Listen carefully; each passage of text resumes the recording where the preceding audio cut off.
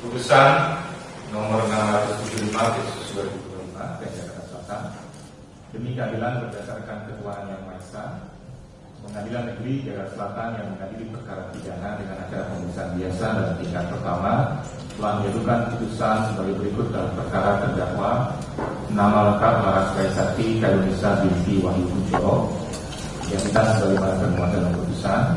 Terdakwa ditangkap tanggal 1 September 2025, selanjutnya ditahan dalam rumah tahanan negara sejak tanggal 2 September 2025 sampai dengan sekarang.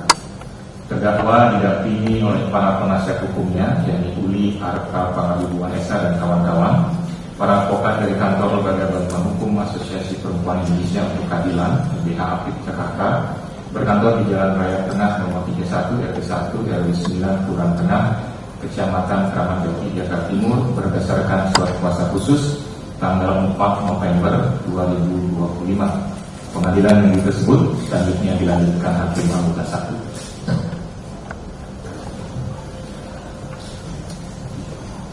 Pengadilan negeri tersebut setelah membaca penetapan Ketua Pengadilan Negeri Jakarta Selatan nomor 675/2025 PM Jakarta Selatan tanggal 30 Oktober 2025 tentang penunjukan majelis hakim, penetapan majelis hakim nomor 675/2025 PM Jakarta Selatan tanggal 30 Oktober 2025 tentang penetapan hari sidang, berkas perkara dan surat-surat lain yang bersangkutan. Setelah mendengar keterangan saksi-saksi, ahli dan terdakwa serta memperhatikan bukti surat dan barang bukti yang diajukan di persidangan, setelah mendengar pembacaan tuntutan pidana yang diajukan oleh penuntut umum yang pada pokoknya sebagaimana yang telah dibacakan dalam persidangan yang telah lalu, setelah mendengar pembelaan terdakwa yang pada pokoknya sebagaimana telah dibacakan dalam persidangan yang telah lalu, setelah mendengar pembelaan penasihat hukum terdakwa yang telah dibacakan, telah mendengar tanggapan penuntut umum terhadap pembelaan tersebut, setelah mendengar tanggapan penasihat hukum, menimbang bahwa terdakwa didakwa berdasarkan surat dakwaan penuntut umum nomor 138 tanggal 21 Oktober 2025 yang telah dibacakan dalam persidangan yang telah lalu.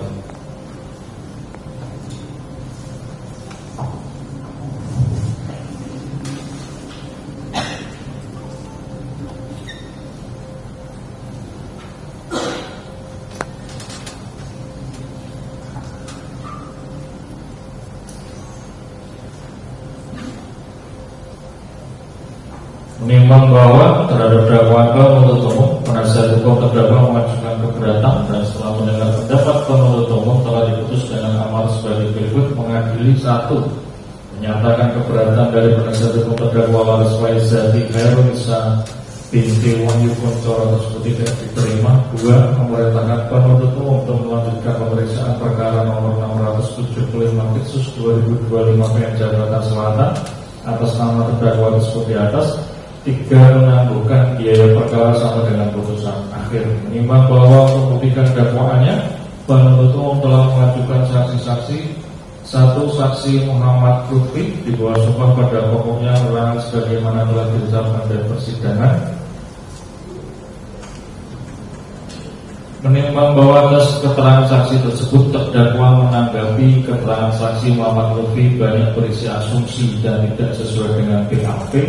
Menyangkal pernyataan saksi bahwa ia sering memposting konten provokasi, mengingat saksi baru pertama kali melihat profilnya pada tanggal 29 Agustus. Menanggapi pernyataan saksi mengenai Instagram Story yang bisa dilihat sembarangan orang, terdakwa menjelaskan bahwa Instagram Story tidak muncul di lini masa atau explore dan hanya bisa dilihat oleh pengguna yang secara sengaja membuka profilnya. Saksi Muhammad Lutfi tetap berpegang pada keterangannya. Saksi Hendra pada pokoknya telah menerangkan sebagaimana di persidangan. Terhadap keterangan saksi tersebut, terdakwa memberikan tanggapan nama terdakwa bukan Laras Kaisati tapi Laras Kaisati. Terdakwa tidak pernah mengupload video menari, itu adalah fit cek. Terdakwa tidak pernah sering mengupload konten provokasi di Instagram. Atas tanggapan terdakwa, saksi menyatakan memang salah menyebut nama terdakwa, mengenai terdakwa menari asumsi terdakwa itu asumsi saja. Selanjutnya mengenai konten provokasi, saksi menerangkan memang hanya 4 unggahan itu yang diketahuinya. Ketiga, saksi Egy Agung Setiawan di bawah sumpah telah menerangkan sebagaimana di persidangan telah lalu. Terhadap keterangan saksi Agung, terdakwa tidak memberikan tanggapan. 4, saksi Indra Purnomo SSN di bawah sumpah pada pokoknya menerangkan sebagaimana telah diterangkan di persidangan. Dan terhadap keterangan saksi tersebut, terdakwa tidak memberikan tanggapan. 5, saksi Putri Magalima di bawah sumpah yang menerangkan pada pokoknya di persidangan.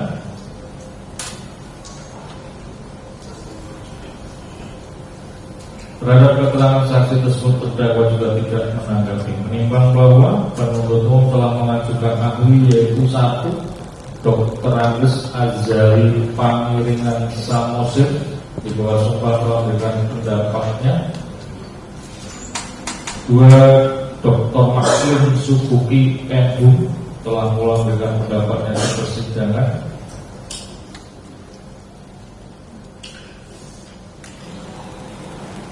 3, Dr. Bambang Pratama di bawah sumpah menerangkan pada mulai di persidangan.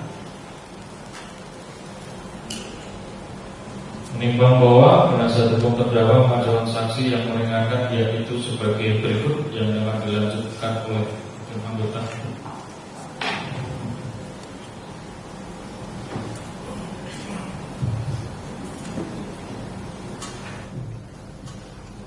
Saksi Pandangan di bawah sumpah menerangkan apabila dengan dalam putusan. 2, Ricardo Seda di bawah sumpah. Dalilah di bawah sumpah menimbang bahwa penasihat hukum terdakwa mengajukan ahli sebagai berikut. 1, Rocky Gerung.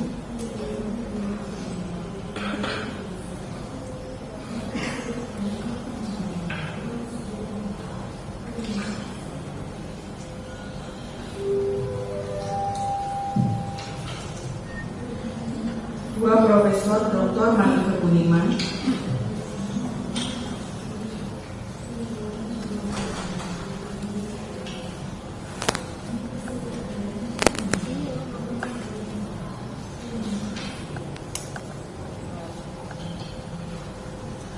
3, Dr. Ahmad Sofyan SHMA.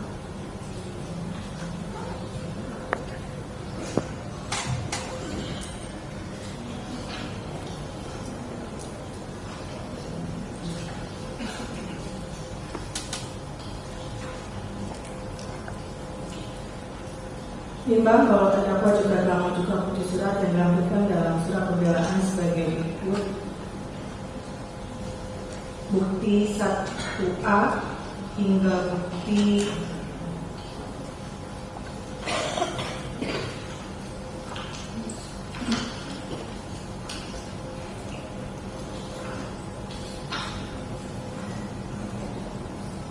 26. Menimbang bahwa terdakwa di persidangan telah memberikan keterangan yang pada pokoknya sebagai berikut.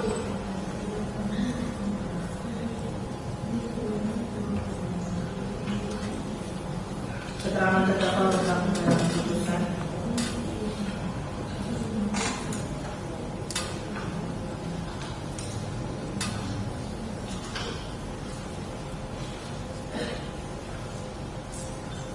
Menimbang bahwa penuntut umum mengajukan barang bukti sebagai berikut, yakni 1, flash disk merek Sandwich warna merah hitam, kapasitas 3 bisa video dan tangkapan layar upload 3 adalah Faisati hingga 9, 1 IKTP ini 31750559 atas nama Laras Faisati Harisa.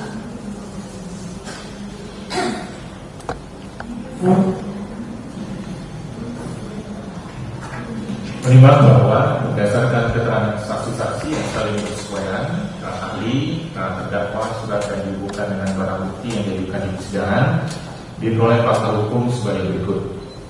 Terdakwa mengunggah beberapa konten di aplikasi Instagram menggunakan akun miliknya, yakni @larasfaisati menggunakan handphone merek Apple iPhone K6RY DPAE warna merah muda, IMEI 1350334 dan seterusnya dengan sifat nomor 08118 19199, yakni sebagai berikut. Repost konten video dari akun kolektif Paradi Story Instagram terdakwa dengan caption "Most corrupt, most useless, most sickening, disgusting, stupid, and morally bankrupt institution ever. Fuck the police, literally, you are just a bunch of dumb fucks. And I hope every single of you and your bloodline rots in the deepest hell. Ya Allah, I'm so mad." Terjemahan, lembaga paling korup, paling tidak berguna, paling menjijikkan, paling bodoh, dan paling bangkrut secara moral yang pernah ada. Persetan dengan polisi, kalian benar-benar hanya sekelompok orang bodoh, dan kuharap kalian semua dan garis keturunan kalian membusuk di neraka terdalam. Ya Tuhan, aku sangat marah. Terdakwa mengunggahnya di tanggal 28 Agustus 2025 antara pukul 19.30 sampai 20 saat terdakwa berada di rumahnya di Jalan Rawabinong, Gang 52 nomor 140, RT 09 RW 02, Kelurahan Lubang Buaya, Kecamatan Cipayung, Jakarta Timur. Repost unggahan dari akun Pandemic Talks berisi kalimat tentang almarhum Afan Kurniawan. Rajin, tulang punggung keluarga, dan tinggal di kontrakan 3x11 meter bersama 7 keluarga. Kemudian terdakwa tambahkan tulisan yang berisi "Innalillahi wa inna ilaihi raji'un" sebagai bentuk bela sungkawa. Terdakwa mengunggahnya di tanggal 28 Agustus 2025 malam hari saat terdakwa berada di rumahnya di Jalan Rawabinong, Gang 52 nomor 140 RT 09 02, Kelurahan Lubang Buaya, Kecamatan Cipayung, Jakarta Timur. Pada tanggal 29 Agustus 2025 pukul 8.30 di kantor ASEAN Interparliamentary Assembly mengumumkan kebijakan work from home melalui grup WhatsApp disebabkan beberapa hari terakhir banyak terjadi unjuk rasa. Terdakwa datang ke kantor pada tanggal 29 Agustus 2020 dan karena ada kebijakan WFH maka ia memasukkan dokumen-dokumen tertentu ke laptopnya untuk dikerjakan di rumah dan berdiskusi dengan rekan kerjanya mengenai peristiwa terlindasnya Afan Kurniawan. Setelah itu terdakwa mengambil beberapa foto dirinya saat berada di dalam area kantor. Dalam perjalanan pulang dari kantor tanggal 29 Agustus 2025, terdakwa kembali mengunggah konten menggunakan akun Instagramnya yang sebagai berikut. Mengunggah foto terdakwa yang diambil di gedung AIPA dengan gaya tangan menunjuk ke gedung Mabes Polri di story Instagram menggunakan caption "When your office is right next to National Police Headquarters, please burn this building down and get them all. I wish I could help throw some stones, but my mom wants me home. Sending strength to all the protesters." Terjemahan, tiga kantor tepat di sebelah Mabes Polri, tolong bakar gedung ini dan tangkap mereka semua. Aku ingin sekali membantu melempar batu, tapi ibuku ingin aku pulang. Mengirim kekuatan untuk semua pengunjuk rasa. Terdakwa mengunggahnya saat berada di LRT di daerah Kuningan dalam perjalanan pulang dari kantor menuju rumahnya pada tanggal 29 Agustus 2025 sekitar pukul 11 WIB. Mengunggah video yang dibuat di dalam kantor ASEAN Interparliamentary Assembly di story Instagram terdakwa dengan gaya outfit of the day dengan caption "Policemen should be serving our country, but why do I serve harder than all of them combined? They're so useless and lazy. For that's why they are all fat, ugly, and bald." Terjemahan, polisi seharusnya mengabdi kepada negara, tapi kenapa aku mengambil lebih keras daripada mereka semua jika didahulukan? Mereka sangat tidak berguna dan malas, makanya mereka semua gemuk, jelek, dan botak. Terdakwa mengunggahnya saat berada di LRT di daerah Kuningan dalam perjalanan pulang dari kantor menuju rumahnya pada tanggal 29 Agustus 2025 sekitar pukul 11 WIB. Pada tanggal 29 Agustus 2025 sekitar pukul 20 WIB, saksi Muhammad Lutfi melihat unggahan terdakwa tersebut kemudian memperlihatkannya kepada saksi Hendra dan saksi Egy Setiawan. Saksi Muhammad Lutfi melaporkan unggahan terdakwa ke Mabes Polri tanggal 31 Agustus 2025. Terdakwa ditangkap pada tanggal 1 September 2025 di rumahnya. Menimbang bahwa selanjutnya majelis hakim akan mempertimbangkan apakah berdasarkan fakta hukum tersebut di atas terdakwa dapat dinyatakan terbukti melakukan tindak pidana sebagaimana didakwakan penuntut umum. Menimbang bahwa terdakwa telah didakwa oleh penuntut umum dengan dakwaan yang berbentuk alternatif sehingga majelis hakim dengan memperhatikan fakta hukum tersebut di atas memilih langsung dakwaan alternatif keempat sebagaimana diatur dalam pasal 161 ayat 1 Undang-Undang Nomor 1 Tahun 1946 KUHP lama. Menimbang bahwa sebelum mempertimbangkan unsur-unsur pasal yang didakwakan dalam dakwaan keempat, terlebih dahulu majelis hakim mempertimbangkan bahwa saat ini Undang-Undang Nomor 1 Tahun 2023 KUHP baru telah berlaku dan KUHP lama dicabut dan dinyatakan tidak berlaku sebagaimana diatur dalam pasal 662. Ulangi, pasal 622. Pasal 3 KUHP baru mengatur bahwa dalam hal terdapat perubahan peraturan perundang-undangan sudah perbuatan terjadi, diberlakukan peraturan perundang-undangan yang baru kecuali ketentuan peraturan perundang-undangan yang lama menguntungkan bagi pelaku dan pembantu tindak pidana. Selanjutnya, pasal 618 mengatur bahwa pada saat KUHP baru berlaku, maka tindak pidana yang sedang dalam proses peradilan menggunakan KUHP baru kecuali undang-undang yang mengatur tindak pidana tersebut lebih menguntungkan bagi terdakwa. Minimal bahwa ancaman pidana pasal 161 ayat 1 KUHP lama adalah pidana penjara paling lama 4 tahun atau pidana denda paling banyak Rp4.500 yang berdasarkan peraturan Mahkamah Agung Nomor 2 Tahun 2012 tentang penyesuaian batasan tindak pidana ringan dan jumlah denda dalam KUHP dilipat gandakan menjadi 1.000 kali sehingga menjadi Rp4.500.000. Sedangkan ancaman pidana dalam pasal 247 KUHP baru sebagai padanan pasal 161 ayat 1 adalah pidana penjara paling lama 4 tahun dan 6 bulan atau pidana denda paling banyak kategori 5 yakni Rp500 juta. Dengan demikian, pasal 161 KUHP lama harus diterapkan dalam perkara ini karena lebih menguntungkan terdakwa. Ini bahwa unsur-unsur pasal 161 ayat 1 KUHP lama adalah barang siapa telah menyiarkan, mempertunjukkan atau menempelkan di muka umum tulisan yang menghasut supaya melakukan perbuatan pidana menentang penguasa umum dengan kekerasan atau tidak menuruti baik ketentuan undang-undang maupun perintah jabatan yang diberikan berdasarkan ketentuan undang-undang. 3. Dengan maksud supaya isi yang menghasut diketahui atau lebih diketahui oleh umum. Terhadap unsur-unsur tersebut, majelis hakim mempertimbangkan 1. Unsur barang siapa.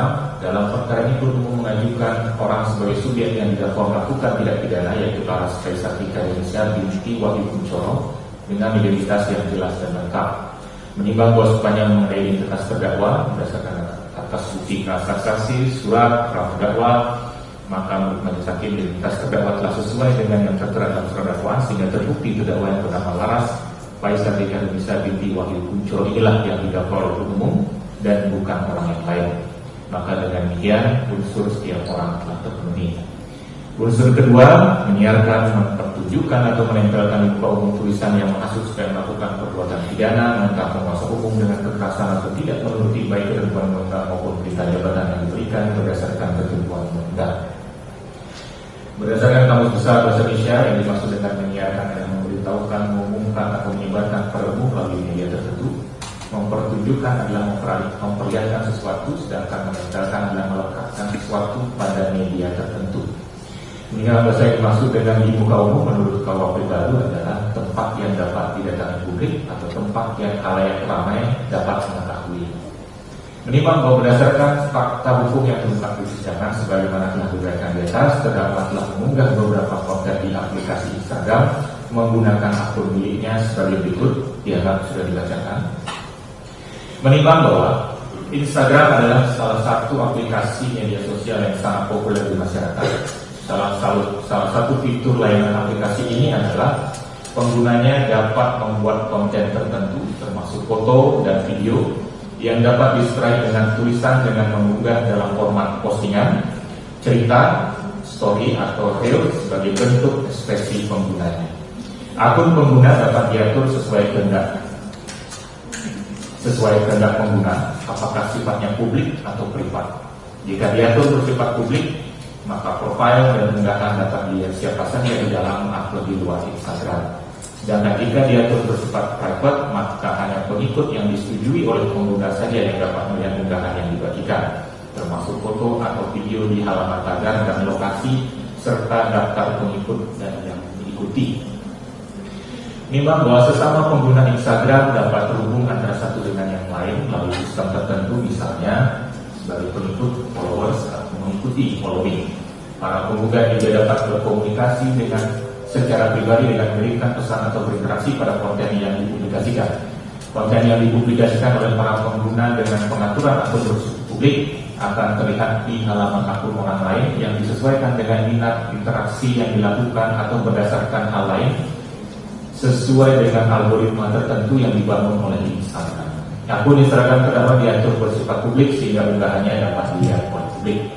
Hal ini mengakibatkan jangkauan sebaran konten yang diunggah terdakwa akan lebih luas dibandingkan jika ia mengatur akunnya bersifat privat atau mengatur agar unggahannya hanya dapat dilihat orang-orang tertentu saja.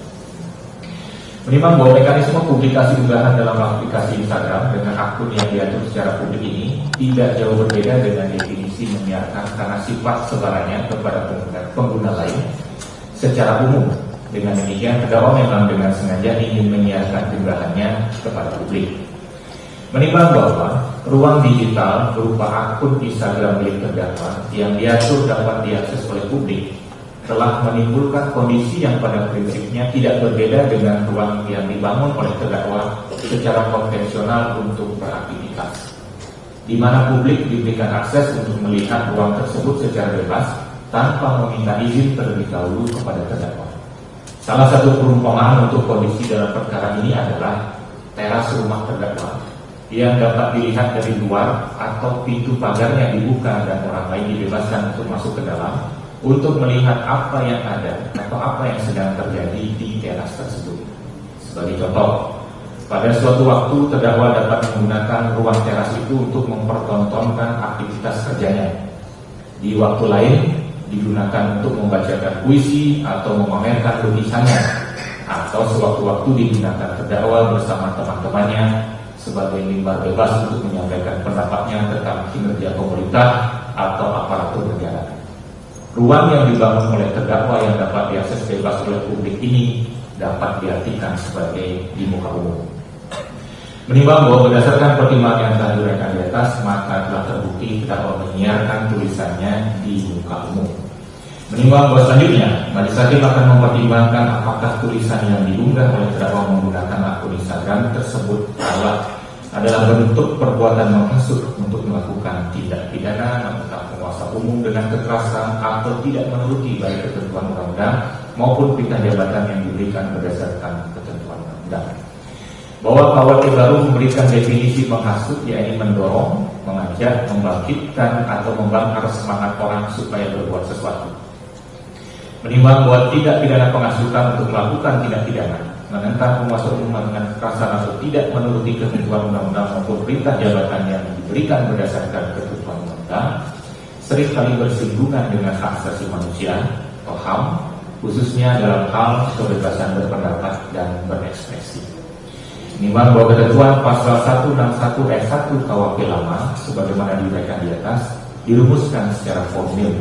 Demikian juga ketentuan pidana padanannya dalam KUHP baru, yang pasal 247 pembentuk undang-undang masih merumuskan secara formil. Untuk lebih jelasnya, sebagai bentuk perbandingan hukum, berikut adalah bunyi pasal 247 KUHP baru. Setiap orang yang menyiarkan, mempertunjukkan atau menempelkan tulisan atau gambar sehingga terlihat oleh umum, atau memperdengarkan rekaman sehingga terdengar oleh umum, atau menyebarluaskan dengan sarana teknologi informasi yang berisi hasutan agar melakukan tindak pidana atau melawan penguasa umum dengan kekerasan dengan maksud agar isi penghasutan tersebut diketahui atau lebih diketahui umum, dipidana dengan pidana penjara paling lama 4 tahun 6 bulan atau pidana denda paling banyak kategori 5. Menimbang bahwa pembaharuan politik hukum pidana terkait delik penghasutan untuk melakukan tindak pidana menentang penguasa umum dengan kekerasan atau tidak menuruti baik ketentuan undang-undang maupun perintah jabatan yang diberikan berdasarkan ketentuan undang-undang ternyata masih mempertahankan rumusan delik formil.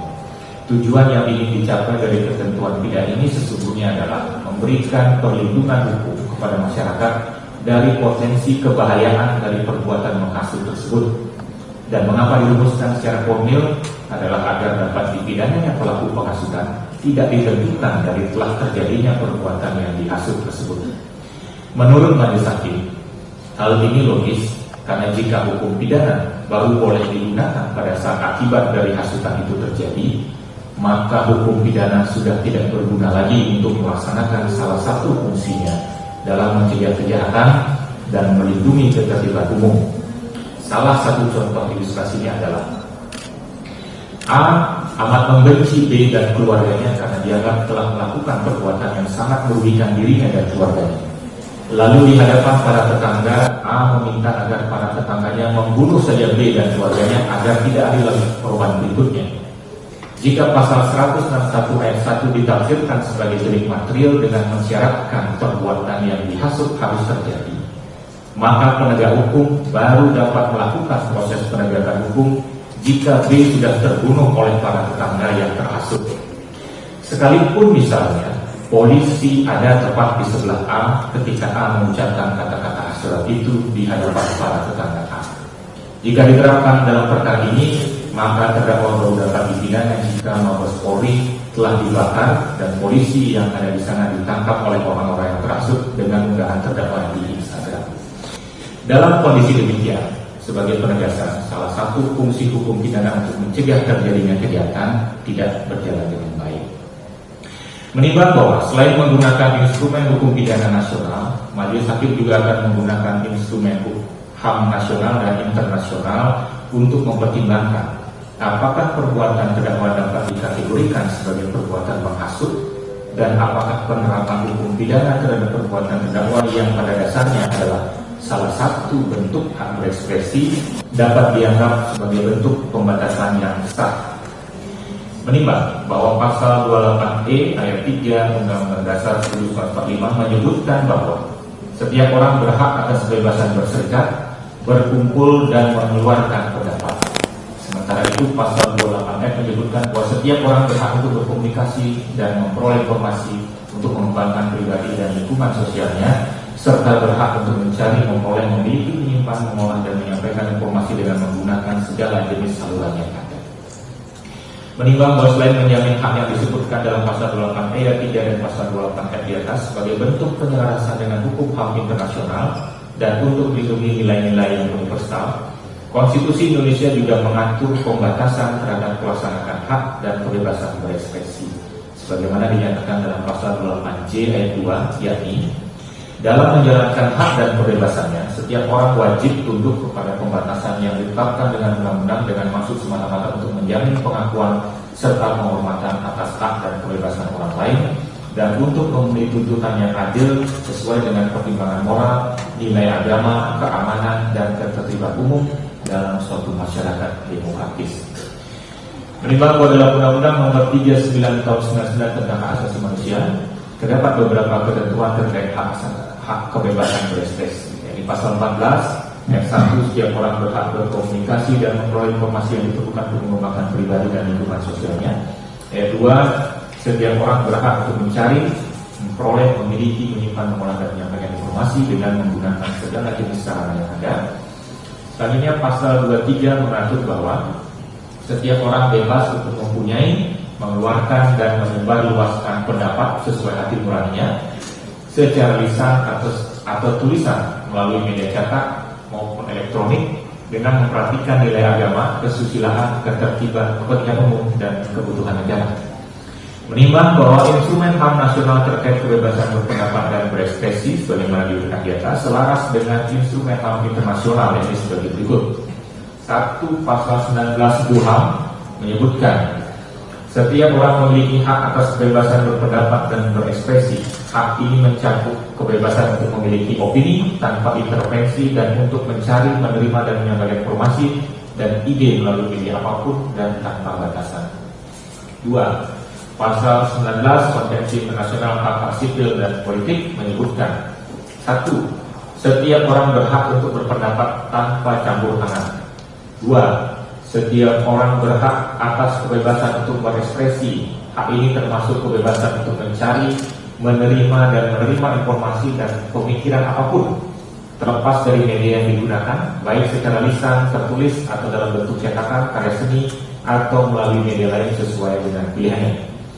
3. Pelaksanaan hak-hak yang dicantumkan dalam ayat 2 pasal ini menimbulkan kewajiban dan tanggung jawab khusus. Oleh karenanya dapat dikenai penyekatan tertentu.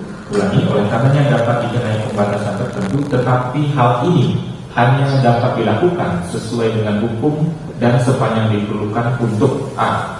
menghormati hak atau nama baik orang lain, b. melindungi keamanan nasional atau ketertiban umum atau kesehatan atau moral publik. Menimbang bahwa oleh karena instrumen HAM internasional yang ada dipandang belum cukup untuk memastikan jaminan perlindungan atas kebebasan berpendapat dan berekspresi, khususnya untuk mendiskusikan respon terkait hasutan kebencian terhadap bangsa, ras atau agama, maka kantor Komisi Tinggi PBB untuk Hak Asasi Manusia menyelenggarakan serangkaian lokakarya ahli di berbagai negara, yakni di Eropa, Afrika, Asia Pasifik, Amerika, dan terakhir dilaksanakan di Rabat, Maroko, tanggal 4 dan 5 Oktober 2012. Hasilnya adalah sebuah panduan berupa uji ambang batas 6 bagian agar suatu ekspresi dapat dianggap sebagai pelanggaran pidana yang kemudian dikenal dengan Rabat Plan of Action atau rencana aksi Rabat.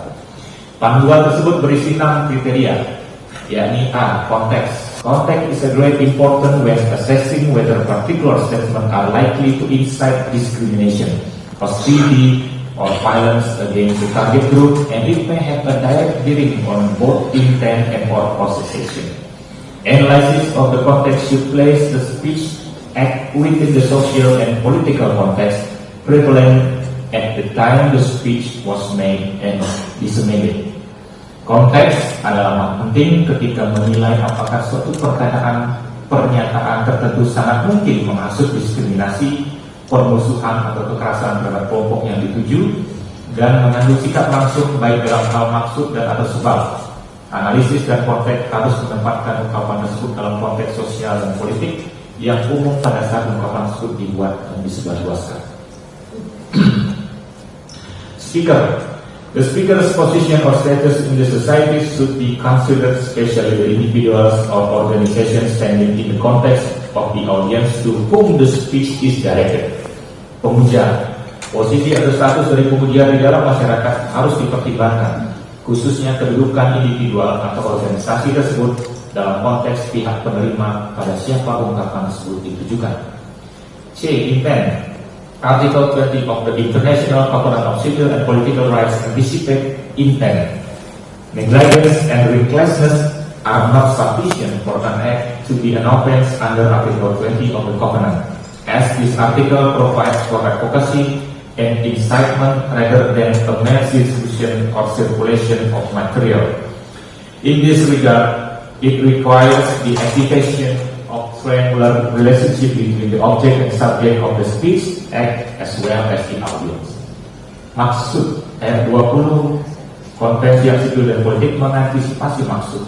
Kelalaian dan keteledoran tidak cukup untuk menjadi sebuah tindakan sebagai pelanggaran menurut ayat ini. Dikarenakan ayat tersebut mengharuskan imbauan dan hasutan ketimbang distribusi atau sirkulasi materi semata. Dalam hal tersebut dibutuhkan tindakan dari hubungan tiga pihak antara objek, subjek ujaran serta pendengarnya. The content and form. The content of the speech constitute one of the key foci of the court's deliberation and is a critical element of incitement. Content analysis may include the degree of which the speech was provocative and direct, as well as the form, style, nature of arguments deployed in the speech, or the balance struck between arguments deployed. Isi dan bentuk isi sebuah ujaran mencakup salah satu fokus utama dari hasil musyawarah pengadilan dan merupakan unsur penting dari hasutan. Analisis ini dapat mencakup sampai tingkat apa ujaran tersebut disebut provokatif dan langsung, serta bentuknya, gayanya, dasar argumen yang dilontarkan dalam ujaran atau keseimbangan yang dicapai antara semua argumen yang dilontarkan. The extent of the speech act. Extent includes such element as the reach of the speech act, its public nature, its magnitude, and size of its audience. Other elements to consider include whether the speech is public, what means of dissemination are used. For example, by a single reflect or broadcast in the mainstream media or via the internet, the frequency, the quantity, and the extent of the communication, whether the audience had the means to act, the incitement, whether the statement or work is circulated in a restricted environment or widely accessible to the general public. Batasan ucapan, batasan termasuk unsur-unsur seperti yang ujian tersebut, apakah ujarannya bersifat publik, skala dan ukuran pendengarnya, unsur-unsur lain untuk dipertimbangkan termasuk apakah ujian tersebut bersifat publik, bagaimana cara penyebarannya, misalnya apakah dari sebuah selebaran atau disiarkan di media arus utama atau melalui internet, frekuensinya, kuantitas atau cakupan komunikasinya, apakah pendengar memiliki cara untuk bertindak sesuai asuhan, apakah pernyataannya perkara yang disirkulasikan di dalam lingkungan yang tertutup atau dapat diakses dengan mudah oleh masyarakat secara umum. Dan F, likelihood, including imminence, incitement by definition is an inchoate crime. The action advocated through incitement speech does not have to be committed for said speech to amount to a crime. Nevertheless, some degree of risk of harm must be identified. It means that the court will have to determine that there was a reasonable probability that the speech would succeed in inciting actual action against the target group, recognizing that such causation should be rectified. Kemungkinan termasuk kecenderungan tinggi menurut definisi hasutan adalah tindak pidana permulaan. Tindakan yang dianjurkan oleh hasutan tidak harus dilakukan untuk dapat menjadi tindak kejahatan. Meskipun demikian, risiko terjadinya kerugian pada tahap tertentu perlu diidentifikasi.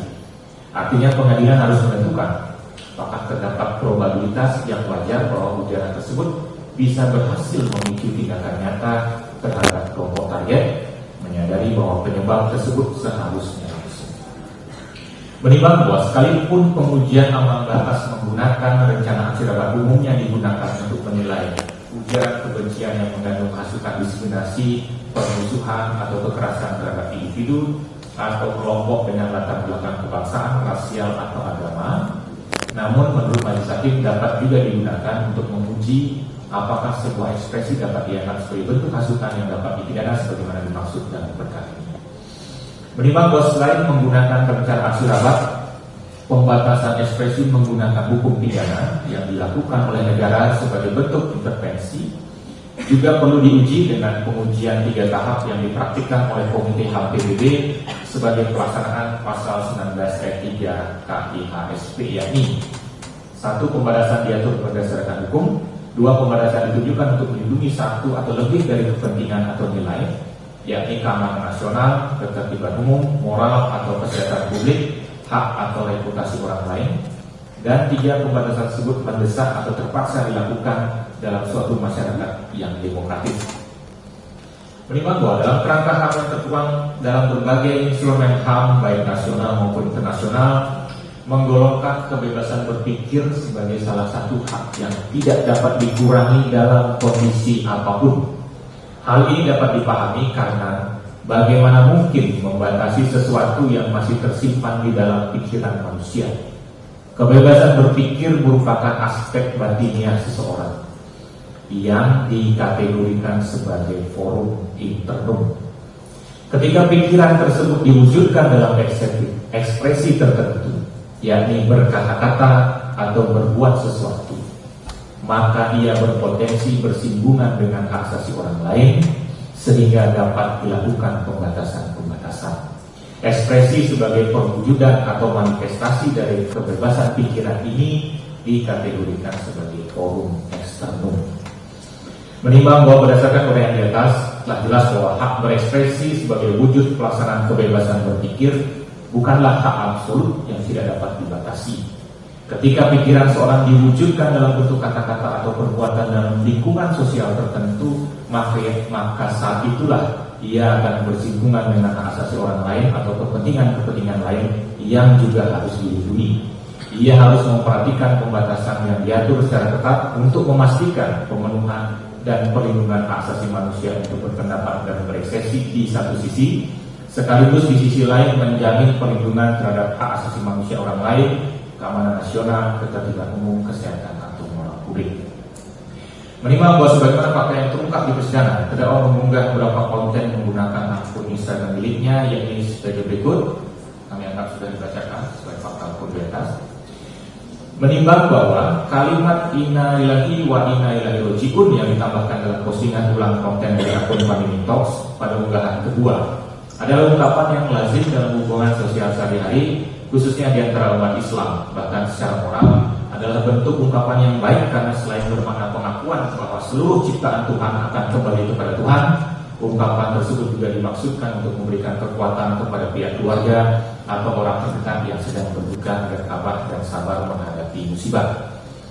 Menimbang bahwa kalimat di unggahan pertama menunjukkan bagaimana pendapat atau pandangan dan harapan terdakwa baik terhadap institusi kepolisian, termasuk di dalamnya personel polisi dan keturunannya yang terlihat dengan jelas dibuat dalam situasi pikiran yang dikuasai rasa marah karena peristiwa meninggalnya Afan Kurniawan akibat terlindas kendaraan taktis polisi di tengah aksi unjuk rasa saat itu.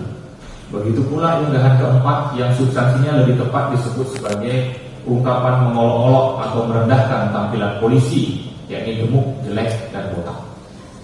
Terdakwa berpendapat semuanya diakibatkan karena mereka tidak bekerja keras, malas, dan tidak berguna. Menimbang bahwa dua kalimat yang diunggah terdakwa tersebut di atas secara harfiah memang tidak memenuhi definisi dari menghasut, karena tidak mengandung dorongan, ajakan, atau membangkitkan atau membakar semangat orang supaya berbuat sesuatu. Kalimat di unggahan pertama dan keempat tersebut sebagian besar mengandung perkataan kotor dan keji atau umpatan dan olok-olokan kepada institusi dan personel kepolisian beserta keluarganya akibat kemarahan yang meliputi pikiran terdakwa. Akan tetapi perkataan kotor dan keji pada unggahan pertama dibuat dalam rentang waktu yang tidak terlalu lama, yakni kurang dari 24 jam, dengan unggahan ketiga yang berisi kalimat ketika kantormu tepat di sebelah Mabes Polri, tolong bakar gedung ini dan tangkap mereka semua. Aku ingin sekali membantu melempar batu, tapi ibuku ingin aku pulang, mengirim kekuatan untuk semua pengunjuk rasa. Menimbang bahwa kalimat yang diunggah oleh terdakwa yang meminta orang lain yang berkantor di sebelah markas besar kepolisian RI untuk membakar gedung tersebut dan menangkap semua polisi mengandung permintaan untuk melakukan perbuatan yang dilarang sebagaimana diatur dalam pasal 187 KUHP lama, yakni tindak pidana dengan sengaja menimbulkan kebakaran, ledakan, atau banjir yang termasuk dalam bab kejahatan yang membahayakan keamanan umum bagi orang atau barang yang diancam dengan pidana penjara paling lama 12 tahun penjara, bahkan sampai penjara seumur hidup jika timbul bahaya bagi nyawa orang lain dan mengakibatkan mati. Padanan ketentuan pidana ini dalam KUHP baru adalah pasal 308. Selain itu, diatur juga dalam pasal 333 KUHP lama, yaitu tidak pidana dengan sengaja menghukum merampas kemerdekaan seorang atau meneruskan perampasan kemerdekaan yang demikian dengan ancaman pidana penjara maksimal 8 tahun. Dan jika mengakibatkan mati, ancaman pidananya menjadi paling lama 12 tahun. Padanannya pidana ini diatur dalam pasal 446 KUHP baru. Dengan demikian, perbuatan yang diminta oleh terdakwa tersebut adalah tidak pidana. Menimbang bahwa sebelum menentukan apakah ajakan yang ditulis terdakwa di akun Instagram miliknya, khususnya unggahan ketiga di atas, merupakan bentuk hasutan dan memenuhi salah satu unsur terpenting dalam pasal ini, Majelis Hakim terlebih dahulu akan menggunakan pengujian ambang batas 6 bagian dari rencana aksi lambat, yakni sebagai berikut. 1. Konteks. Menimbang bahwa sebagaimana terang terdakwa di persidangan, kalimat-kalimat yang diunggah oleh terdakwa di media sosial Instagram menggunakan akun miliknya dipicu oleh kemarahan terdakwa setelah mendengar kabar terlintasnya seorang pengemudi ojek online bernama Afan Kurniawan oleh kendaraan taktis Brimob di tengah unjuk rasa yang terjadi di tanggal 28 Agustus 2025. Selanjutnya, kabar meninggalnya Afan Kurniawan semakin membuat diri terdakwa marah dan akhirnya terdakwa memutuskan mengunggah beberapa konten di aplikasi Instagram menggunakan akun Laras Kaisati miliknya sebagaimana yang telah diuraikan di atas. Menimbang bahwa menurut Majelis Hakim, kemarahan adalah salah satu emosi manusia yang normal ketika berhadapan dengan berbagai macam keadaan, antara lain ancaman kepada diri sendiri secara fisik atau psikis, atau mendapatkan perlakuan yang tidak sepantasnya. Kondisi ini jika dikelola dengan baik maka akan menjadi reaksi yang membangun perubahan ke arah yang lebih baik. Namun sebaliknya, jika tidak dikendalikan, maka akan menimbulkan kerusakan baik pada diri sendiri atau orang lain, termasuk kerusakan yang tidak proporsional dengan penyebab kemarahan itu. Jika terdakwa marah dengan peristiwa terlindasnya apapun yang hingga menyebabkan kematiannya, maka dalam masyarakat yang demokratis yang mengedepankan hukum, seharusnya yang disuarakan adalah penyelidikan secara menyeluruh atas peristiwa tersebut, agar masyarakat mengetahui apa penyebab yang sebenarnya dan apakah ada pihak yang harus dibebani pertanggungjawaban baik secara etik maupun secara pidana. Menimbang bahwa pendapat yang keras sekalipun dalam pengertian tegas dan bersungguh-sungguh untuk mendorong agar dilakukannya penegakan hukum yang terbuka dan dapat dipertanggungjawabkan dijamin oleh konstitusi, namun tidak boleh dilakukan dengan cara-cara yang melanggar hukum. Apa yang diungkapkan terdakwa dalam situasi masyarakat yang sedang marah saat itu hanya akan meningkatkan potensi kebahayaan bahwa orang lain akan terhasut untuk melakukan apa yang diinginkan terdakwa. 2. Penghujat. Menimbang bahwa sekalipun status terdakwa bukanlah orang yang memiliki jabatan tinggi dalam organisasi AIPA atau memiliki pengaruh kuat di dunia politik nasional, namun ia adalah personel yang diberikan tugas untuk memetakan isu-isu penting seputar ASEAN, mengelola akun media sosial resmi AIPA yang tentu saja untuk mendapat kepercayaan seperti itu, terdakwa memiliki kemampuan yang memadai baik dari sisi komunikasi publik dan hubungan internasional.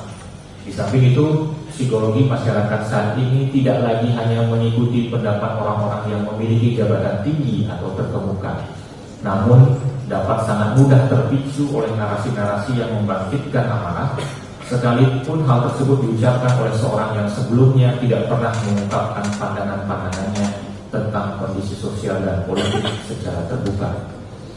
3. Maksud.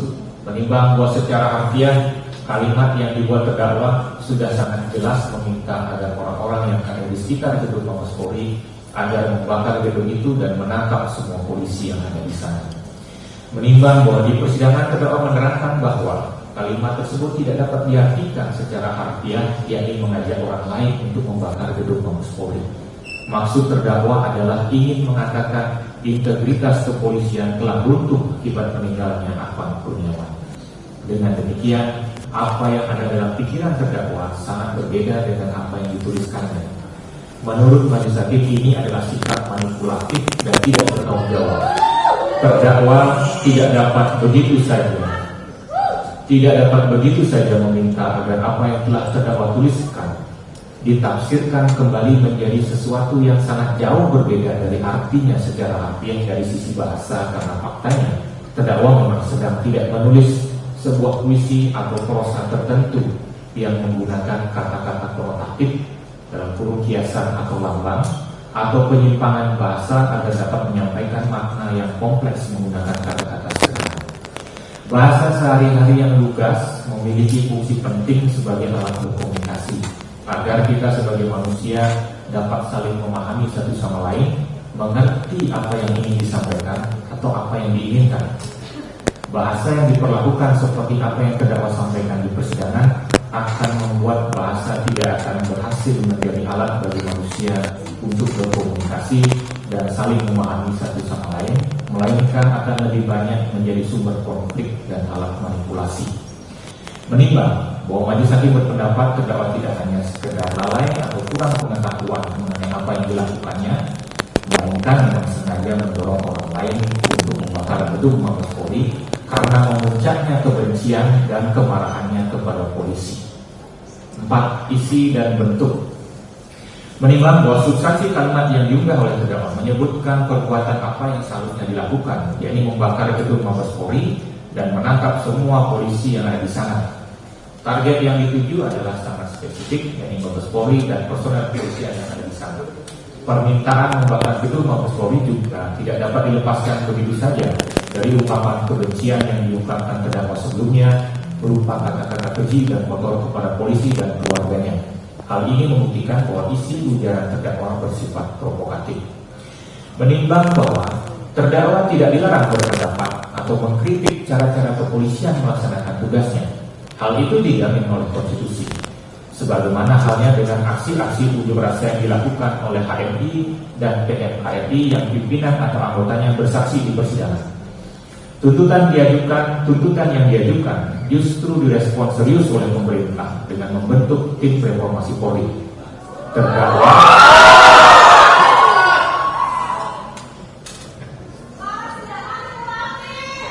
saya minta saudara-saudara tenang selama pembacaan putusan. Setelah pembacaan putusan ini, saudara mau berekspresi apa saja silakan. Saudara mau berpendapat silakan. Kalau saudara terus membuat kegaduhan, saya bisa keluarkan satu persatu.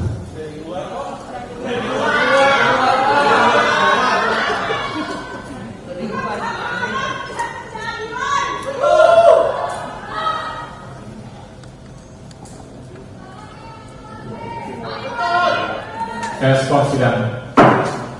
Saudara-saudara, walaupun saudara yang di luar itu suaranya sampai masuk ke dalam, dengarkan dulu pembacaan putusan.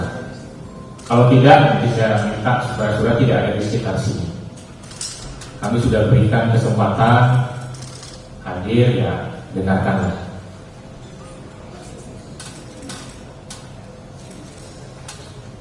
Saya ulangi.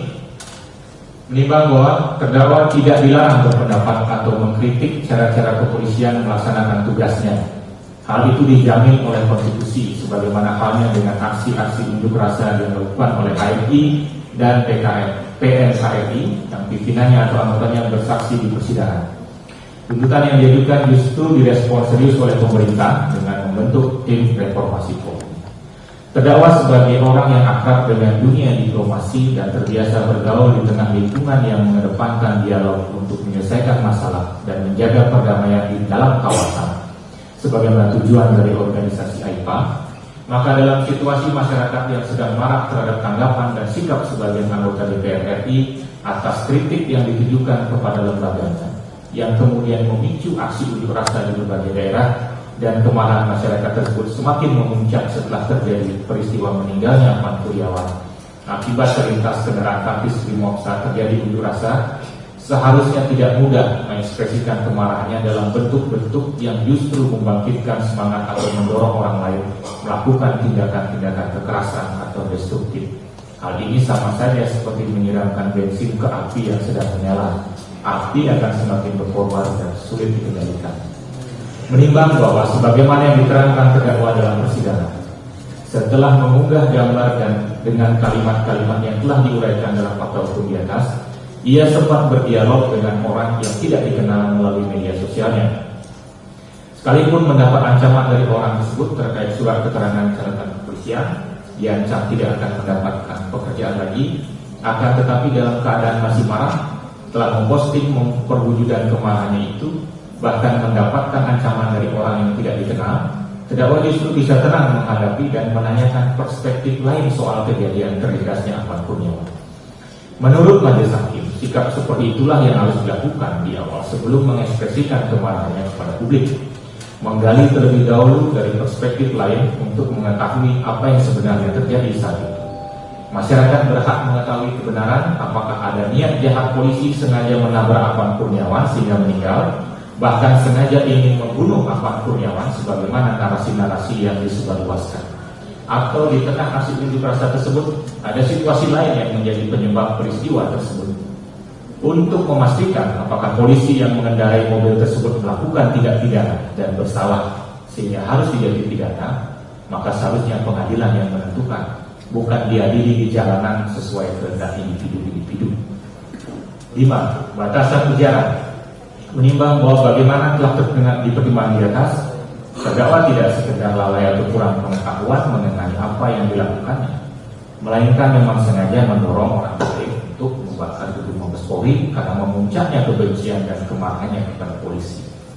Menimbang bahwa sebagai pengguna Instagram dan pengelola resmi Instagram organisasi penting di kawasan ASEAN, tentu terdakwa sangat menyadari akun terdakwa diatur bersifat publik, sehingga jangkauan unggahannya sekalipun dalam bentuk cerita di Instagram Story yang akan menghilang dalam jangka waktu 1x24 jam.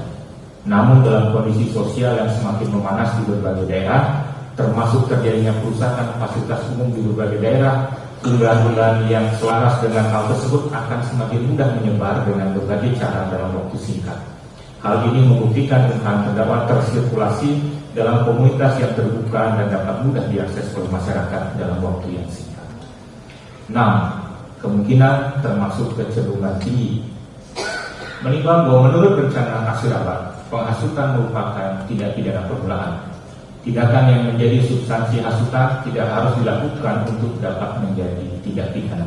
Namun demikian harus dipertimbangkan potensi bahwa hasutan tersebut dapat berhasil memicu tindakan terhadap target.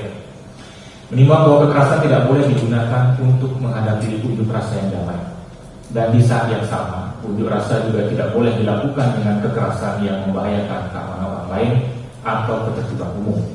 Perbuatan terdakwa mendorong orang lain untuk melakukan kekerasan sebagai bentuk pelampiasan kemarahan sudah melampaui batas dan membahayakan hak orang lain dan ketertiban umum.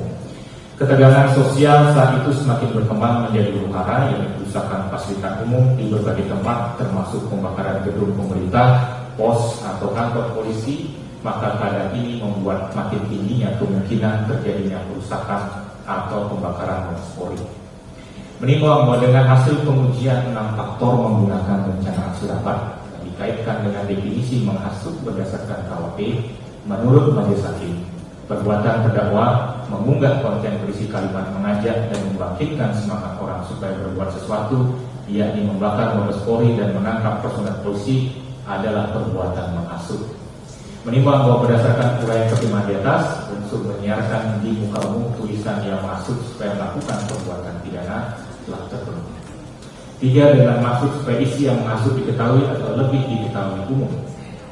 Menimbang bahwa akun Instagram terdakwa diatur bersifat publik, sehingga dengan demikian unggahan terdakwa memang dimaksudkan agar dapat diketahui lebih banyak orang, baik orang-orang yang terhubung dengannya sebagai pengikut atau yang diikuti ataupun orang-orang di luar hubungan tersebut. Menimbang bahwa berdasarkan pertimbangan di atas, unsur dengan maksud supaya isi yang menghasut diketahui atau lebih diketahui oleh umum telah terpenuhi. Menimbang bahwa oleh karena semua unsur dari pasal 161 ayat 1 KUHP lama telah terpenuhi, maka terdakwa dinyatakan telah terbukti melakukan tindak pidana sebagaimana dilaporkan dalam dakwaan keempat. Menimbang bahwa selain perbuatan yang memenuhi unsur-unsur pasal dalam ketentuan pidana, majelis hakim juga perlu mempertimbangkan apakah terdakwa memiliki niat jahat ketika melakukan perbuatan tersebut. Menimbang bahwa sebagaimana fakta-fakta yang terungkap di persidangan, unggahan terdakwa di Instagram menggunakan akun miliknya yang menuliskan dengan intens rasa marahnya kepada polisi, menggunakan umpatan, yakni makian yang keji dan kotor, kemudian meminta orang lain membakar Mabes Polri dan menangkap personel polisi dalam situasi kemarahan masyarakat yang makin memuncak, merupakan tindakan yang secara sadar mengabaikan potensi kebahayaan yang dapat timbul segera, yakni tergeraknya masyarakat ke Mabes Polri dan melakukan isi penghasutan tersebut. Jika yang didukung adalah menyatakan pendapat di muka umum, berunjuk rasa atau aksi-aksi lain secara damai, maka dukungan itu harus dilindungi sebagai bentuk ekspresi yang sah. Namun dukungan untuk melakukan kekerasan, merusak fasilitas umum, atau menyerang kantor polisi adalah tidak dibenarkan oleh hukum dan berdasarkan nilai-nilai masyarakat demokratis. Inilah niat jahat, ulangi, tidak dibenarkan oleh hukum dan berdasarkan nilai-nilai masyarakat demokratis. Inilah niat jahat atau sifat tercela dari perbuatan terdakwa. Menimbang bahwa sekalipun perbuatan terdakwa telah memenuhi unsur tindak pidana yang didakwakan dan terbukti adanya niat jahat sebagaimana telah dipertimbangkan di atas, majelis hakim juga akan mempertimbangkan apakah penggunaan hukum pidana terhadap bentuk ekspresi yang terdakwa lakukan adalah tindakan yang sah berdasarkan standar HAM internasional. Menimbang bahwa majelis hakim melakukan pengujian 3 tahap yang dipraktikkan oleh Komite HAM PBB sebagai pelaksanaan pasal 19 ayat 3 penggunaan sipil dan politik sebagai berikut.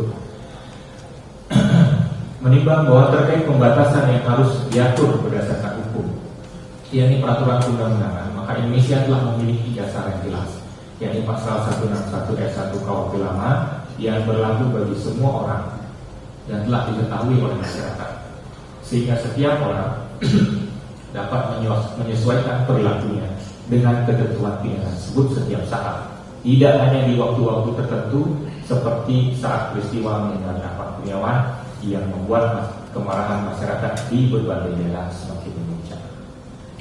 Menimbang bahwa mengenai intervensi negara menggunakan hukum pidana dalam perkara menurut majelis hakim sudah tepat karena dimaksudkan untuk melindungi ketertiban umum dan hak orang lain. hasutan untuk membakar gedung pemerintah atau Mabes Polri adalah perbuatan yang membahayakan publik. Selain itu, ada hak asasi orang lain yang wajib dilindungi, yaitu keamanan diri pribadi, keluarga, dan harta benda, serta perlindungan atas rasa aman dan tentram sebagaimana diatur dalam pasal 28G Undang-Undang Dasar 1945 dan pasal 30 Undang-Undang HAM.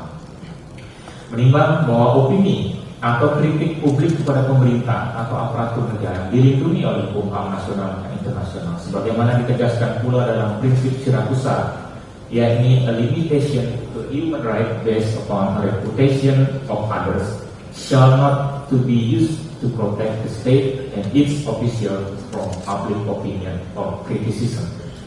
Jadi, pembatasan kebebasan berekspresi yang bertujuan melindungi reputasi orang lain tidak boleh digunakan untuk melindungi negara dan pejabatnya dari opini dan kritikan publik. Dengan demikian, permintaan terdakwa agar orang membakar Mabes Polri tidak dapat dikategorikan sebagai kritikan atau opini publik yang ditujukan untuk menilai integritas personel atau institusi kepolisian, melainkan adalah perbuatan yang masuk untuk melakukan tindak pidana. Menimbang bahwa perusahaan fasilitas umum dan pembakaran gedung pemerintah adalah perbuatan yang tidak sesuai dengan nilai-nilai Pancasila, khususnya Persatuan Indonesia dan kemanusiaan yang adil dan beradab, tidak sesuai dengan nilai-nilai masyarakat yang demokratis, serta membahayakan keselamatan publik. Kondisi ini mengharuskan pemerintah dan aparat penegak hukum segera bertindak agar perbuatan-perbuatan yang melanggar hukum tersebut tidak semakin luas. Menimbang bahwa berdasarkan pertimbangan di atas, maka penggunaan hukum pidana sebagai bentuk intervensi negara dalam perkara ini adalah sah untuk memulihkan keamanan dan ketertibannya. Menimbang bahwa dalam pembelaannya, penasihat hukum terdakwa menguraikan hal-hal yang pada pokoknya seperti itu. 1. Terdakwa tidak terbukti melakukan tindak pidana sebagaimana didakwakan oleh jaksa penuntut, karena unsur-unsur tindak pidana dalam seluruh pasal yang didakwakan oleh jaksa penuntut tidak terpenuhi. 2. Penerapan pasal 161 ayat 1 KUHP harus sama dengan pasal 160 KUHP sebagai delik material. Namun jaksa penuntut tetap menerapkan pasal tersebut sebagai delik formil. Dengan demikian jelas mengabaikan arah penafsiran konstitusional yang telah dipraktekkan oleh Mahkamah Konstitusi dan memperluas kriminalisasi dan sewenang-wenang terhadap kebebasan berekspresi terdakwa. 3. Jaksa penuntut tidak menghadirkan alat bukti yang berintegritas termasuk saksi, ahli, dan barang bukti. 4. Unggahan terdakwa merupakan kritik dan ekspresi simbolik dari seorang perempuan yang memiliki pengalaman filosofis dalam mewujudkan rasa kemanusiaan dan empatinya. Tujuan dan maksud terdakwa mengunggah postingan Instastory Instagram semata-mata adalah untuk menyampaikan rasa duka atas meninggalnya Pak Kurniawan yang meninggal karena dilindas oleh polisi saat demonstrasi menuntut penghapusan tunjangan anggota DPR dan gaji anggota DPR RI. Unggahan terdakwa dibuat secara spontan dan menggunakan bahasa media sosial yang ekspresif dan tidak serius. Terdakwa mengekspresikan kekecewaannya kepada institusi kepolisian yang dinilai gagal menjalankan fungsi perlindungan terhadap warga sipil. Selain itu, terdakwa sebagai warga negara juga menyuarakan keresahan terhadap praktik kekerasan aparat kepolisian atas peristiwa meninggalnya Pak Kurniawan. 5. Terdakwa tidak memiliki maksud dan tujuan untuk menggerakkan massa, menghujat atau menghasut orang lain untuk melakukan kekerasan, mengorganisir aksi kekerasan, menyebarkan kebencian berbasis sara pada institusi kepolisian RI, atau menciptakan keresahan publik karena terdakwa bukanlah seorang aktivis atau influencer yang memiliki pengaruh. Terdakwa tidak memiliki niat jahat untuk melakukan perbuatan yang didakwakan kepadanya. 6. Penggunaan bahasa Inggris, ungkapan hiperbolik, sarkastik, dan gaya komunikasi casual yang digunakan terdakwa harus dibaca dalam konteks sosiologis dan generasional. Terdakwa adalah bagian dari generasi muda Gen Z yang secara umum menggunakan bahasa campuran, menggunakan ekspresi berlebihan, menggabungkan kritik sosial dengan humor, ironi, dan estetika visual. Ungkapan seperti burn this building down, throw some stones, dan ungkapan kritik dan ekspresi simbolik dalam bahasa Inggris dalam konteks media sosial tidak dapat dimaknai secara gramatikal sebagai ajakan atau hasutan melakukan kekerasan, ujaran kebencian, atau pemusuhan terhadap individu dan atau kelompok masyarakat tertentu, melainkan harus dimaknai sebagai figurative speech, melebihi makna harfiah atau emosional, venting, meluapkan atau mencurahkan emosi terpendam secara verbal untuk mendapat kelegaan yang maksimal di ruang digital. 7. Apa yang dilakukan terdakwa dilindungi oleh Undang-Undang Dasar 1945 5. Penggunaan hukum pidana terhadap terdakwa sebagai bentuk pembatasan berekspresi dan berpendapat adalah tindakan pembatasan yang tidak sah. Menimbang bahwa salah satu fakta hukum terpenting dalam perkara ini yang terungkap dari bukti-bukti yang diajukan oleh umum, termasuk keterangan dari terdakwa, adalah unggahan terdakwa di media sosial Instagram yang ia unggah sendiri secara sadar menggunakan akun Instagram miliknya yang sepenuhnya ada dalam kendali terdakwa. Menimbang bahwa sebagaimana yang telah majelis hakim pertimbangan di atas, unsur pasal 161 ayat 1 KUHP lama sebagaimana didakwakan dalam dakwaan keempat telah terpenuhi, perbuatan terdakwa termasuk kategori masuk baik berdasarkan definisi yang diberikan oleh KUHP maupun berdasarkan pengujian ambang batas 6 bagian dari rencana aksi abad dan pengujian 3 tahap rencana aksi rabat dan pengujian 3 tahap terkait sahnya penggunaan hukum pidana sebagai pembatasan hak berekspresi. Menimbang bahwa mengenai penerapan pasal 161 ayat 1 KUHP lama yang menurut penasihat hukum terdakwa harus mengikuti penafsiran Mahkamah Konstitusi terhadap pasal 160 KUHP lama, majelis hakim berpendapat sebagai berikut. Menimbang bahwa salah satu pertimbangan Mahkamah Konstitusi terkait penerapan pasal 160 KUHP lama sebagai delik material adalah sebagai berikut. Bahwa meskipun ketentuan pasal 160 KUHP memberikan privilege yang sangat berlebihan untuk melindungi kepentingan kekuasaan pemerintah di era kolonial, tetapi negara Indonesia yang mengandung sistem demokrasi tidak memberikan privilege terlepas dari ada atau tidaknya pasal aku. Disinilah pentingnya memahami kandungan norma dari suatu undang-undang untuk diselaraskan dengan cita hukum Indonesia sebagai negara hukum yang demokratis dan negara demokratis yang berdasarkan hukum. Dengan demikian, Mahkamah tidak sependapat dengan ahli pemohon Daniel dan Kidai dan J.E. Saitati yang menyatakan jiwa undang-undang dalam pasal 160 KUHP adalah untuk melanggengkan kekuasaan kolonial seraya memotong hak rakyat. Menurut Mahkamah, walaupun pasal aku berasal dari warisan kolonial Belanda, namun substansinya yang bersifat universal, yakni melarang orang menghasut untuk melakukan tindak pidana, masih tetap sesuai dengan kebutuhan hukum Indonesia saat ini. Meskipun demikian, dalam penerapannya, pasal aku harus ditafsirkan sebagai delik material dan bukan sebagai delik formil. Dengan demikian, dalil pemohon yang menyatakan pasal aku lentur, subjektif dan bergantung pada selera penguasa adalah tidak tepat menurut hukum. Pertimbangan putusan Mahkamah Konstitusi nomor 7 halaman 71. Menimbang bahwa pertimbangan Mahkamah Konstitusi ini masih memerlukan penafsiran dalam penerapannya dalam kasus konkret, khususnya menafsirkan pengasutan. Mahkamah Konstitusi menganggap pasal ini mengandung norma besar, yakni melarang orang menghasut untuk melakukan tindak pidana yang dianggap masih sesuai dengan kebutuhan hukum Indonesia. Namun jika dianggap sebagai delik material, apakah itu berarti harus terjadi perbuatan dihasutkan oleh pelaku? Menimbang bahwa sebagaimana yang telah dipertimbangkan sebelumnya, jika penerapan pasal 160 dan pasal 161 KUHP mensyaratkan terjadinya akibat, yakni perbuatan yang dihasutkan itu, maka hukum pidana sudah tidak berguna lagi untuk melaksanakan salah satu fungsinya dalam mencegah kejahatan dan melindungi ketertiban umum. Menimbang bahwa perbuatan terdakwa mengunggah ekspresinya dalam bentuk permintaan membakar Mabes Polri tidak dalam keadaan benar-benar spontan atau segera pada saat marah, akan tetapi dipersiapkan terlebih dahulu. Foto sengaja dibuat oleh terdakwa dengan gaya menyebut Mabes Polri, yang mana memang saat itu sudah jengkel dan kesal melihat gedung tersebut. Setelah itu barulah terdakwa mengunggah saat dalam perjalanan pulang dari kantor ke rumah. Pilihan mengambil foto dengan gaya seperti itu tentu bukan pilihan acak atau asal-asalan saja, tapi memang memiliki tujuan agar tampilan foto itu selaras dengan apa yang sedang dipikirkannya yang nantinya akan diunggah dalam akun Instagram. Menimbang bahwa majelis hakim sependapat dengan pandangan ahli yang diajukan oleh penasihat hukum terdakwa, yakni Profesor Dr. Maleke Budiman, bahwa untuk menelaah suatu ujaran tidak dapat menggunakan hanya satu pendekatan, yakni gramatikal saja, karena tidak akan mampu menyentuh aspek pemaknaan entah itu pada level semantik, pragmatik atau sosiolinguistik.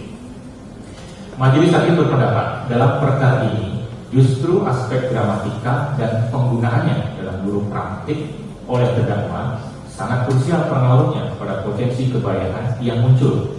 Hal ini disebabkan pilihan diksi terdakwa dan penggunaannya, walaupun dalam bahasa Inggris, dalam kondisi masyarakat yang sedang marah, sangat erat dengan bahasa ujaran kebencian atau kekerasan yang dipakai dan dipahami oleh masyarakat Indonesia, khususnya generasi muda dalam kesehariannya saat ini, dalam kurung sosiolinguistik. Menimbang bahwa selain apa yang telah majelis hakim pertimbangkan dalam uji 6 bagian menggunakan rencana aksi rapat sebagaimana tambahan keterangan terdakwa di persidangan, sebagai tambahan keterangan terdakwa di persidangan yang menyatakan unggahan yang berisi permintaan menggunakan majelis perkara ini mengungkapkan runtuhnya integritas kepolisian tidak dapat diterima oleh majelis hakim dengan 2 alasan mendasar. Pertama, terdapat kesenjangan yang begitu lebar antara apa yang dipikirkan terdakwa sebagaimana diungkapkan di persidangan dengan apa yang akhirnya ia tulis di media sosial. Kedua, dari sisi kemampuan berbahasa dan tingkat intelektualitasnya, terdakwa tidak menghadapi kesulitan apapun untuk menuliskan pikirannya tentang runtuhnya integritas polisi dengan cara yang lebih jelas dan lugas sesuai dengan apa yang ada dalam pikirannya. Mengkritik integritas kepolisian dengan gaya bahasa yang lugas dan argumentatif dilindungi oleh hukum. Terdakwa tidak perlu meminta orang lain melakukan kekerasan atau hal lain yang sifatnya destruktif untuk mengungkapkan kritik atau ada kritik yang menarik perhatian. Menimbang bahwa salah satu contoh yang terungkap di persidangan adalah apa yang dilakukan oleh saksi-saksi yang dihadirkan oleh penasihat hukum terdakwa, yakni Fadlan Rahman dan Rikardus Rehan. Mereka merasakan kepedihan yang sama dengan terdakwa, memiliki keresahan yang sama, namun mampu menyampaikan pikiran dan pendapatnya dengan cara yang lugas tanpa mendorong orang lain melakukan kekerasan. Dan mereka pun menyatakan selalu menjaga aksi mereka agar tidak disertai dengan kekerasan atau ajakan melakukan kekerasan. Apa yang mereka ungkapkan dalam aksi-aksinya, sebagaimana termuat dalam bukti surat yang diajukan oleh penasihat hukum terdakwa, tidak satupun terdapat ujaran yang mengatur orang lain untuk melakukan tindak pidana. Terdakwa juga tidak harus menjadi aktivis yang diakui secara formal terlebih dahulu untuk mengungkapkan ekspresi yang tidak melawan hukum. Sebagaimana yang telah dipertimbangkan di atas, intelektualitas terdakwa dan pergaulan terdakwa di lingkungan kerja yang mengedepankan dialog dan pendekatan damai untuk menyelesaikan setiap masalah sudah cukup untuk dapat menyadari dan melakukan hal tersebut. Menimbang bahwa sebagaimana yang telah pula majelis hakim pertimbangan di atas, pembatasan berekspresi menggunakan hukum pidana dalam perkara ini setelah menggunakan kemudian 3 tahap adalah bentuk pembatasan yang sah dari negara. Menimbang bahwa berdasarkan pertimbangan di atas, sudah sepatutnya pembelaan terdakwa dan penasihat hukum terdakwa ditolak. Sedangkan mengenai adanya dugaan tidak pidana terkait penyebaran data pribadi terdakwa yang dilakukan secara melawan hukum atau adanya ancaman kepada terdakwa sebagaimana diungkapkan di persidangan, maka pihak kepolisian juga harus bersikap adil dengan melakukan penyelidikan peristiwa tersebut secara serius dan terbuka. Dengan kewenangan dan sumber daya yang dimiliki, tentu tidak akan sulit untuk mengungkapkan kebenaran peristiwa tersebut. Menimbang bahwa KUHP baru mengatur hal-hal yang dapat menghapuskan pidana yang secara tegas dibedakan menjadi 2, yakni alasan pembenar pasal 31 dan 35 dan alasan pemaaf. Menimbang bahwa dalam persidangan majelis hakim tidak menemukan adanya hal-hal yang dapat menghapuskan pertanggungjawaban pidana baik sebagai alasan pembenar dan atau alasan pemaaf, serta terdakwa mampu bertanggung jawab, maka terdakwa harus dinyatakan bersalah dan dijatuhi pidana. Menimbang bahwa terkait pemidanaan, majelis hakim mempertimbangkan sebagai berikut. Menimbang bahwa pasal 51 KUHP baru menyatakan pembinaan bertujuan untuk A. Cegah dilakukannya tindak pidana dengan berdasarkan norma hukum demi perlindungan dan pengayoman masyarakat. B. Memasyarakatkan pidana dengan mengadakan pembinaan dan pembimbingan agar menjadi orang yang baik dan berguna. C. Menyelesaikan konflik yang ditimbulkan akibat tindak pidana, memulihkan keseimbangan serta mendatangkan rasa aman dan damai dalam masyarakat. Menimbang bahwa pasal 54 ayat 1 KUHP baru menyatakan dalam pembinaan wajib dipertimbangkan A. Bentuk kesalahan pelaku tindak pidana, B. Motif dan tujuan melakukan tindak pidana, C. Sikap batin pelaku tindak pidana, D. Tindak pidana dilakukan dengan direncanakan atau tidak direncanakan, E. Cara melakukan tindak pidana, F. Sikap dan tindakan pelaku sesudah melakukan tindak pidana, G. Riwayat hidup, keadaan sosial dan keadaan ekonomi pelaku tindak pidana, H. Pengaruh pidana terhadap masa depan pelaku tindak pidana, I. Pengaruh tindak pidana terhadap korban atau keluarga korban, J. Pemaafan dari korban dan atau keluarga korban, dan atau nilai hukum dan keadilan yang hidup dalam masyarakat. Menimbang bahwa majelis hakim tidak sependapat dengan tuntutan pidana terhadap terdakwa yang diajukan oleh penuntut umum di persidangan. Menurut majelis hakim, sekalipun perbuatan menghasut dilakukan dengan sengaja dan pada saat kondisi masyarakat sedang marah adalah perbuatan yang berbahaya bagi keselamatan orang lain dan ketertiban umum, namun majelis hakim juga mempertimbangkan beberapa hal, yakni terdakwa tidak melakukan tindakan lain seperti mengorganisir atau mengumpulkan orang-orang yang sepaham untuk melakukan perbuatan yang sama, entah itu menggunakan sarana elektronik atau konvensional.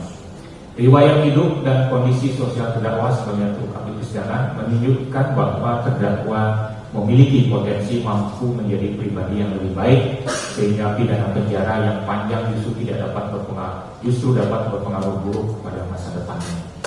Menimbang bahwa untuk perbuatan seperti yang dilakukan oleh terdakwa dalam perkara ini, majelis hakim akan memilih jenis pidana yang lebih menekankan pada tujuan edukasi atau pembinaan dan memberikan kesempatan kepada terdakwa memperbaiki diri agar dapat menjadi pribadi yang lebih berhati-hati ketika memanfaatkan media sosial dalam kesehariannya.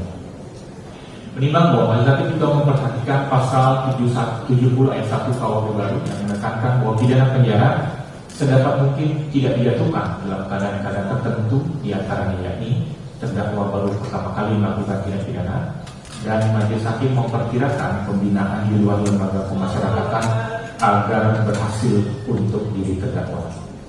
Menimbang bahwa berdasarkan pertimbangan di atas dengan memperhatikan ancaman pidana pasal 161 KUHP lama adalah pidana penjara paling lama 4 tahun atau pidana denda paling banyak Rp4.500.000, maka majelis hakim berpendapat pidana yang tepat dan adil bagi terdakwa adalah pidana pengawasan.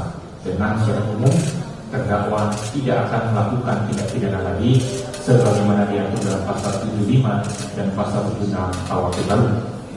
Pidana pengawasan dapat dijatuhkan kepada terdakwa yang melakukan tindak pidana yang diancam pidana penjara paling lama 5 tahun. Menimbang bahwa jangka waktu pengawasan dan pidana penjara yang dijalani jika terdakwa melanggar secara umum akan ditentukan dalam amar putusan. Menimbang bahwa oleh karena terdakwa dijatuhi pidana pengawasan, maka terdakwa diperintahkan untuk dibebaskan dari tahanan.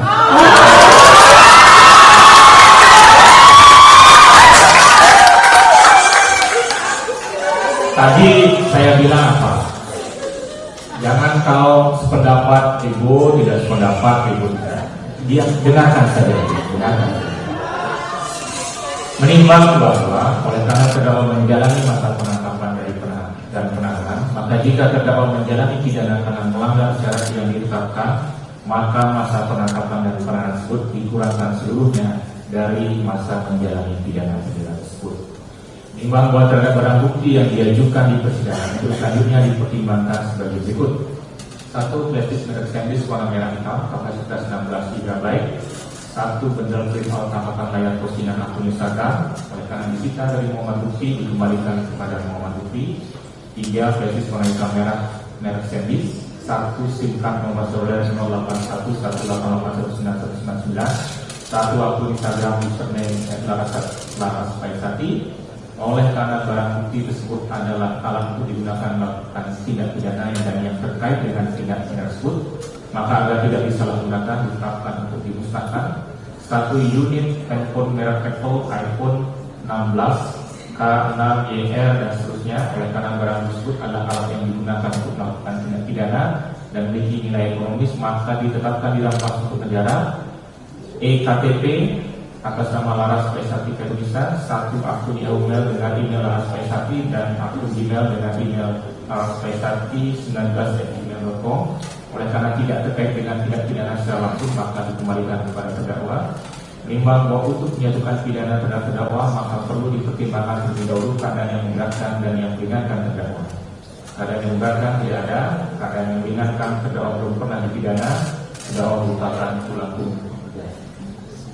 Menimbang boleh karena terdakwa jadi pidana, maka haruslah dibebani pula untuk membayar biaya perkara. Perhatikan pasal 161 ayat 1 Undang-Undang Nomor 1 Tahun 1946, junto pasal 3, pasal 618, pasal 622 Undang-Undang 1 2023, Undang-Undang Nomor 8 Tahun 1981 serta peraturan undang-undangan lain yang bersangkutan mengadili. Satu, menyatakan terdakwa Laras Faisati Khairunisa binti Wahyu Kuncoro Sekuritas terbukti secara sah dan meyakinkan bersalah melakukan tindak pidana menyiarkan tulisan di muka umum yang menghasut supaya melakukan tindak pidana sebagaimana dalam dakwaan alternatif keempat. Dua, menjatuhkan pidana kepada terdakwa oleh karena itu dengan pidana penjara selama 6 bulan. Tiga, memerintahkan agar pidana tersebut tidak perlu dijalani dengan syarat umum tidak akan melakukan tindak pidana lagi selama menjalani pidana pengawasan dalam waktu 1 tahun. 4, memerintahkan agar terdakwa dikeluarkan dari tahanan segera setelah putusan ini diucapkan dengan menetapkan barang bukti berupa nomor 1 dan nomor 2 yang tadi telah disebutkan dikembalikan kepada Muhammad Lutfi, nomor 3, 4, dan 5 dimusnahkan, nomor 6 dirampas untuk negara, nomor 7, 8, dan 9 dikembalikan kepada terdakwa. 6, membebankan kepada terdakwa membayar biaya perkara sejumlah Rp5.000.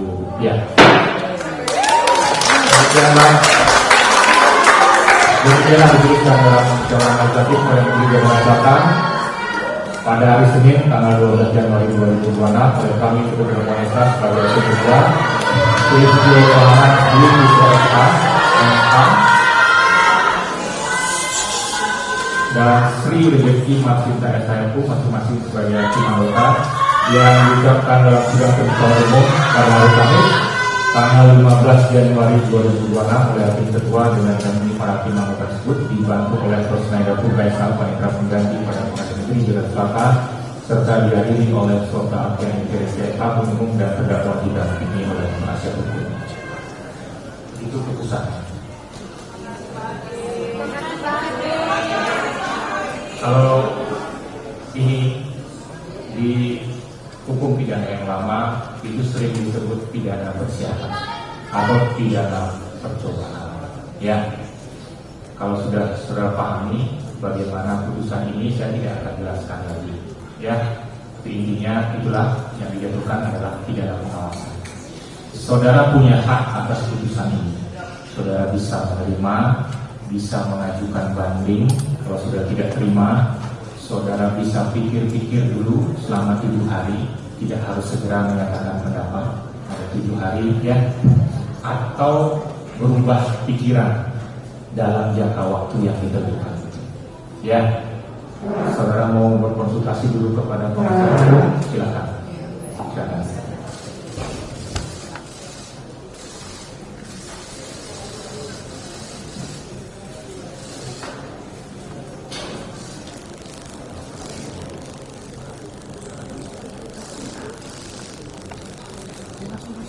Jangan dideketin aku.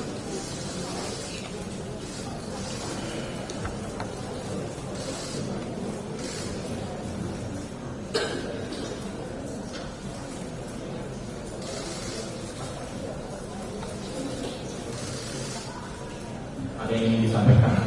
Ya, yang mulia kita nggak boleh.